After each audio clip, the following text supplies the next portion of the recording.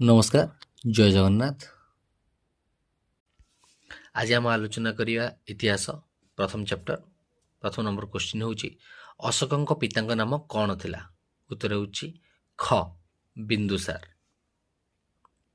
ଅଶୋକଙ୍କ ପିତାଙ୍କ ନାମ ଥିଲା ବିନ୍ଦୁସାର।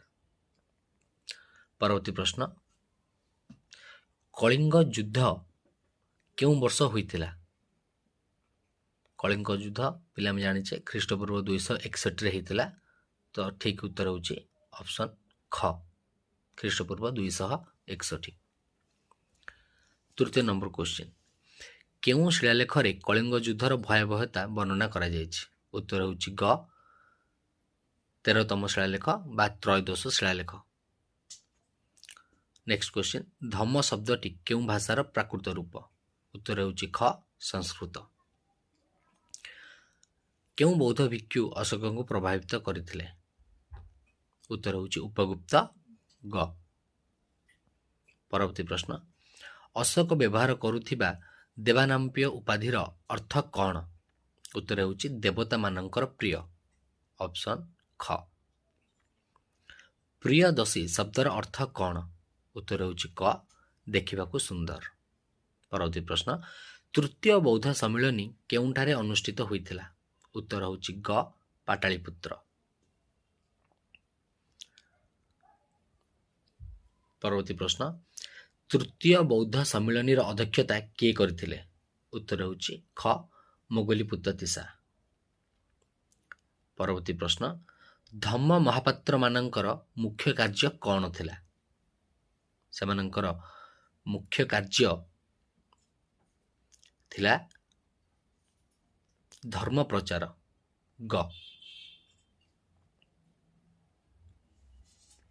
ଧମ୍ମ ମହାପାତ୍ରଙ୍କର ମୁଖ୍ୟ କାର୍ଯ୍ୟ କ'ଣ ଥିଲା? ଉତ୍ତର ହେଉଛି ଧର୍ମ ପ୍ରଚାର।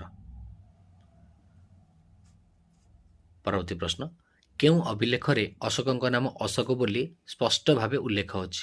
ଉତ୍ତର ହେଉଛି କ ମାସ୍କି ଓ ଗୁଜରା ଶିଳାଲେଖ।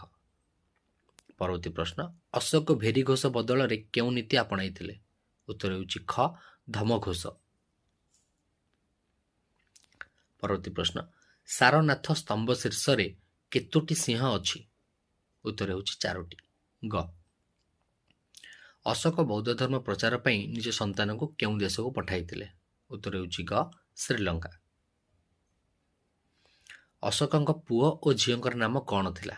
ଉତ୍ତର ହେଉଛି ଖ ମହେନ୍ଦ୍ର ଓ ସଂଘମିତ୍ରା। ଅଶୋକଙ୍କ ଅଧିକାଂଶ ଶିଳାଲେଖ କେଉଁ ଲିପିରେ ଲେଖାଯାଇଛି?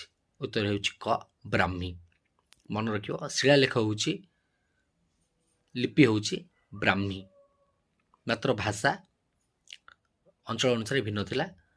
ଉତ୍ତର ପଶ୍ଚିମ ଭାରତରେ ଅଶୋକ କେଉଁ ଲିପି ବ୍ୟବହାର କରିଥିଲେ? ଏଇଟା ହେଉଛି ଖ ଖରୋଷ୍ଠୀ। କେଉଁ ଶିଳାଲେଖରେ 5 ଜଣ ଗ୍ରୀକ ରାଜାଙ୍କ ନାମ ଉଲ୍ଲେଖ ଅଛି? ଉତ୍ତର ହେଉଛି ଗ ତ୍ରୟୋଦଶ ଶିଳାଲେଖ ବା 13ତମ। ଅଶୋକଙ୍କ ଶାସନ କାଳରେ କଳିଙ୍ଗର ରାଜଧାନୀ କେଉଁଠାରେ ଥିଲା?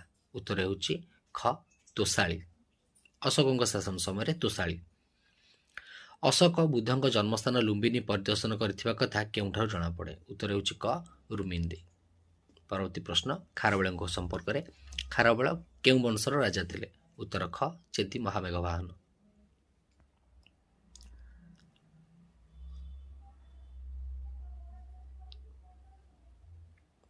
ଖାରବେଳଙ୍କର ଇତିହାସ ଜାଣିବା ପାଇଁ ଏକମାତ୍ର ମୁଖ୍ୟ ଉତ୍ସ କ'ଣ? ଉତ୍ତର ହେଉଛି ହାତୀଗୁମ୍ଫା ଶିଳାଲେଖ।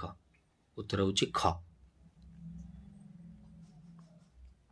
ପରବର୍ତ୍ତୀ ପ୍ରଶ୍ନ, ହାତୀଗୁମ୍ଫା ଶିଳାଲେଖ କେଉଁ ଭାଷାରେ ଲିଖିତ? ଉତ୍ତର ହେଉଛି ପ୍ରାକୃତ ଗ।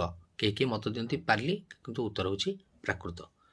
ହାତୀଗୁମ୍ଫା କେଉଁ ପାହାଡ଼ରେ ଅବସ୍ଥିତ? ଉତ୍ତର ହେଉଛି ଉଦୟଗିରି, ଯାହା ଖଣ୍ଡଗିରି ନିକଟରେ ଭୁବନେଶ୍ୱରରେ ଅବସ୍ଥିତ। ଏହାପରେ ଖାରବେଳ କେଉଁ ଧର୍ମର ପୃଷ୍ଠପୋଷକତା ଥିଲେ? ଉତ୍ତର ହେଉଛି ଜୈନ। ପରବର୍ତ୍ତୀ ପ୍ରଶ୍ନ, ଖାରବେଳ ମଗଧରୁ କେଉଁ ମୂର୍ତ୍ତି ଫେରାଇ ଆଣିଥିଲେ? ଉତ୍ତର ହେଉଛି କଳିଙ୍ଗ ଜିନ। ପରବର୍ତ୍ତୀ ପ୍ରଶ୍ନ, ସେ କେଉଁ କେନାଲକୁ କଳିଙ୍ଗ ନଗରୀ ପର୍ଯ୍ୟନ୍ତ ସମ୍ପ୍ରସାରଣ କରିଥିଲେ? ତନଶୁଳି ବା ତନଶୁଳିଆ କେନାଲ ବୋଲି ମଧ୍ୟ ତାକୁ କୁହାଯାଏ। ତନଶୁଳି କେନାଲ ପ୍ରଥମେ କେଉଁ ରାଜା ନିର୍ମାଣ କରିଥିଲେ? ଉତ୍ତର ହେଉଛି ନନ୍ଦ ରାଜା। ଯେ ମୌର୍ଯ୍ୟ ବଂଶ ପୂର୍ବରୁ ଶାସନ କରୁଥିଲେ। ଖାରବେଳଙ୍କର ରାଜଧାନୀର ନାମ କ'ଣ ଥିଲା? କଳିଙ୍ଗ ନଗରୀ। ଅଶୋକ କେଉଁ ଶିଳାଲେଖକୁ ଶାସନର ପ୍ରଥମ ପଦକ୍ଷେପ କୁହାଯାଏ? ଉତ୍ତର ହେଉଛି ଧଉଳି ଓ ଜଉଗଡ଼। ପରବର୍ତ୍ତୀ ପ୍ରଶ୍ନ, ସମୁଦ୍ରଗୁପ୍ତଙ୍କ ପିତାଙ୍କ ନାମ କ'ଣ ଥିଲା? ଉତ୍ତର ହେଉଛି ଖ ପ୍ରଥମ ଚନ୍ଦ୍ରଗୁପ୍ତ। ପରବର୍ତ୍ତୀ ପ୍ରଶ୍ନ, ସମୁଦ୍ରଗୁପ୍ତଙ୍କ ମାତା କୁମାରୀ ଦେବୀ କେଉଁ ବଂଶର ରାଜକୁମାରୀ ଥିଲେ? ଉତ୍ତର ଲଚ୍ଛବୀ। ଆହ୍ଲାବାଦ ପ୍ରଶସ୍ତି କିଏ ରଚନା କରିଥିଲେ? ଉତ୍ତର ହରିଶେଣ। କିଏ ସମୁଦ୍ରଗୁପ୍ତଙ୍କୁ ଭାରତର ନେପୋଲିଅନ ବୋଲି କହିଥିଲେ? ଉତ୍ତର V.A. ସ୍ମିଥ। V.A. ସ୍ମିଥ କହିଥିଲେ ସମୁଦ୍ରଗୁପ୍ତ ହେଉଛନ୍ତି ଭାରତର ନେପୋଲିଅନ। ଦକ୍ଷିଣା ପଥର କେତେ ଜଣ ରାଜାଙ୍କୁ ସମୁଦ୍ରଗୁପ୍ତ ପରାସ୍ତ କରିଥିଲେ? ଉତ୍ତର ହେଉଛି ଗ 12 ଜଣ। ପରବର୍ତ୍ତୀ ପ୍ରଶ୍ନ, ସମୁଦ୍ରଗୁପ୍ତଙ୍କ ଦକ୍ଷିଣ ଭାରତ ବିଜୟ ନୀତିର ନାମ କ'ଣ ଥିଲା? ଥିଲା ଗ୍ରହଣ ମୁଖ୍ୟ ଅନୁଗ୍ରହ। ଉତ୍ତର ହେଉଛି ଖ ଗ୍ରହଣ ମୁଖ୍ୟ ଅନୁଗ୍ରହ।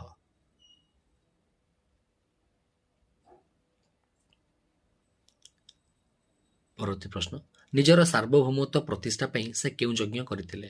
ଉତ୍ତର ହେଉଛି ଖ ଅଶ୍ୱମେଧ ଯଜ୍ଞ କରିଥିଲେ। ପରବର୍ତ୍ତୀ ପ୍ରଶ୍ନ, ସମୁଦ୍ରଗୁପ୍ତଙ୍କ ସଙ୍ଗୀତ ପ୍ରତି ଥିବା ଭଲ ପାଇବା କେଉଁ ମୁଦ୍ରାରୁ ଜଣାପଡ଼େ? ଉତ୍ତର ହେଉଛି ବୀଣା ବାଦନ। ତାପରେ ପ୍ରଶ୍ନ, ସମୁଦ୍ରଗୁପ୍ତ କେଉଁ ଭଗବାନଙ୍କର ପରମ ଭକ୍ତ ଥିଲେ? ବିଷ୍ଣୁଙ୍କର। ଶ୍ରୀଲଙ୍କାର କେଉଁ ରାଜା ବୋଧଗୟାରେ ମନ୍ଦିର ନିର୍ମାଣ ପାଇଁ ଅନୁମତି ମାଗିଥିଲେ? ଉତ୍ତର ହେଉଛି ଖ ମେଘବର୍ଣ୍ଣ। କବିରାଜ ଉପାଧି କାହାକୁ ଦିଆଯାଇଥିଲା? କବିରାଜ ଉପାଧି ଦିଆଯାଇଥିଲା କାହାକୁ? ଉତ୍ତର ହେଉଛି ସମୁଦ୍ରଗୁପ୍ତ ଖ। ଆହ୍ଲାବାଦ ପ୍ରଶସ୍ତି କେଉଁ ଭାଷାରେ ଲେଖାଯାଇଛି? ଉତ୍ତର ହେବ ଗ ସଂସ୍କୃତ।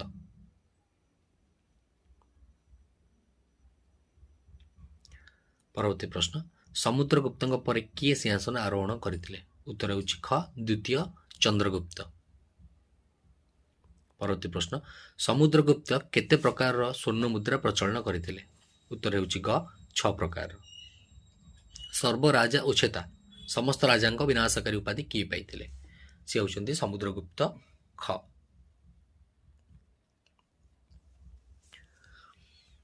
ପରବର୍ତ୍ତୀ ବିଭାଗ ହେଉଛି ହର୍ଷବର୍ଦ୍ଧନଙ୍କ ସମ୍ପର୍କରେ, ଯାହା ଆମେ ପରବର୍ତ୍ତୀ ଭିଡ଼ିଓରେ ଆଲୋଚନା କରିବା।